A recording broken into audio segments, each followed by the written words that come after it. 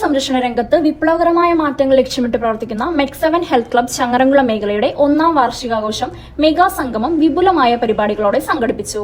Valayamkulam MVM residential higher secondary സ്കൂളിൽ നടന്ന ചടങ്ങിൽ 700ഓളം ആരോഗ്യപ്രേമികൾ പങ്കെടുത്തു.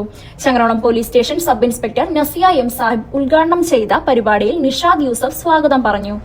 ഗുഡ് മോർണിംഗ് വിഷ് ചെയ്യുകയാണ്. ഇവിടെ വന്നപ്പോൾ എനിക്ക് ഒരുപാട് സന്തോഷം തോന്നി. എന്നോടൊരു 6:30 ഇവിടെ പ്രോഗ്രാം സ്റ്റാർട്ട് ചെയ്യും, മാഡത്തിന് പറ്റുവാണെങ്കിൽ പ്രോഗ്രാമിന് പങ്കെടുക്കാൻ സാധിക്കുകയാണെങ്കിൽ എത്തണമെന്ന് പറഞ്ഞു. യൂണിഫോമിലായതുകൊണ്ട് എന്തായാലും വർക്കൗട്ട് സാധിക്കില്ല. ഇത്രയും പോസിറ്റീവ് എനർജി ഉള്ള ഒരു അറ്റ്മോസ്ഫിയറിൽ വന്ന് വേറൊന്നുമല്ല, രാവിലെ നമ്മളെ സംബന്ധിച്ചോളം നമ്മുടെ പ്രൊഫഷനിൽ എല്ലാ പ്രഭാതങ്ങളും പ്രഷർഫുള്ളാണ്, ടെൻസ്ഡ് ആണ്. അബ്ദു കിഴിക്കര അധ്യക്ഷനായി. റാഫിദ ഖാലിദ് നന്ദി പ്രകാശിപ്പിച്ചു.